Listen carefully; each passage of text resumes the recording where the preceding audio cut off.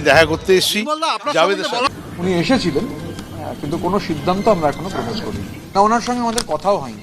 আমন্ত্রণ করেছিল, আমি এসেছি, কথা হয়েছে, আলোচনা হয়েছে, কি সিদ্ধান্ত হলো সময় মতো। মানে আপনাকে আমন্ত্রণ জানানো হয়েছিল? না হলে আমি এখানে চলে এলাম, মিটিংয়ে চলে গেলাম। আপনার সাথে ঋতব্রত বন্দ্যোপাধ্যায়ের আলাদা করে কথা হলো? আমরা দেখলাম যে বেরিয়ে গেল উনি। হ্যাঁ, কথা হয়েছে, আবার কথা হবে, একটু পরে আবার কথা হবে। এই মিটিংয়ে আসার জন্য আমরা কোনো আহ্বান জানাইনি, তিনি নিজেই এই মিটিংয়ে এসেছেন, তার কোনো দায়িত্ব এই মুহূর্তে আমরা নিচ্ছি না। গোটা ঘটনায় কটাক্ষ করেছে কালীঘাট তৃণমূল। দেখে আমি অবাক হয়ে যাচ্ছি, বিস্ময়ে তাই জাগে জাগে আমার প্রাণ।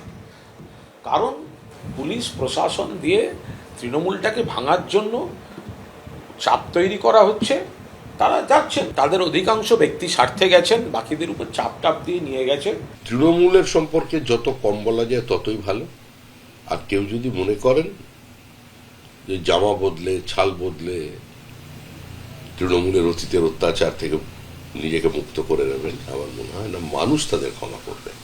এখানে বিজেপি কোনো বিষয় নয়, পশ্চিমবঙ্গের রাজ্যবাসী হচ্ছে শেষ কথা, মানুষই শেষ কথা বলে মনে